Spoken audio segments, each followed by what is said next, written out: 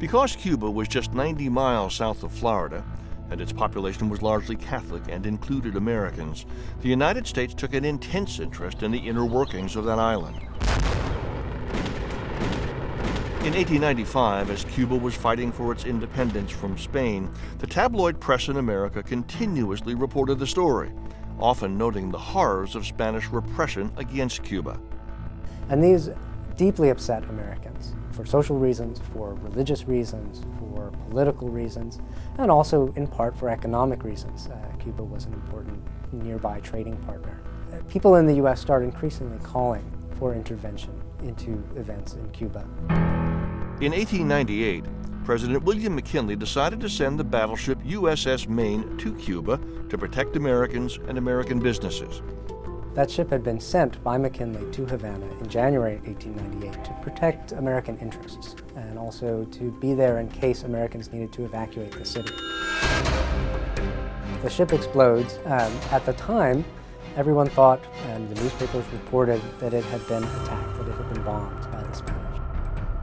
A much later investigation, actually in 1976, confirmed what many people in the Navy, even then, some of them actually thought, which was that it was an internal explosion to the ship itself. The details may have been murky, but the tabloid press called for a war against Spain. The sensational headlines and thinly reported stories came to be known as yellow journalism, named for the yellow ink used in a cartoon in one of the newspapers, Joseph Pulitzer's New York World. The sensational coverage by the tabloids spread anti-Spain sentiment throughout the United States. At first, President McKinley hesitated to take action, but the pressure to go to war with Spain mounted.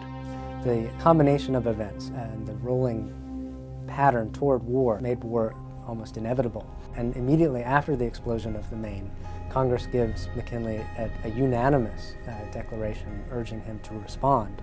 And a few weeks later, he goes back and asks for a formal declaration of war, and that passes easily in April of 1898. Soon, the war with Spain escalated beyond the Caribbean and into the Pacific Ocean.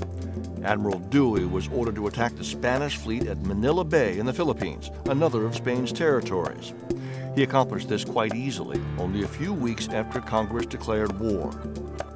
The initial war with Spain was a war, in many ways, to liberate Cuba.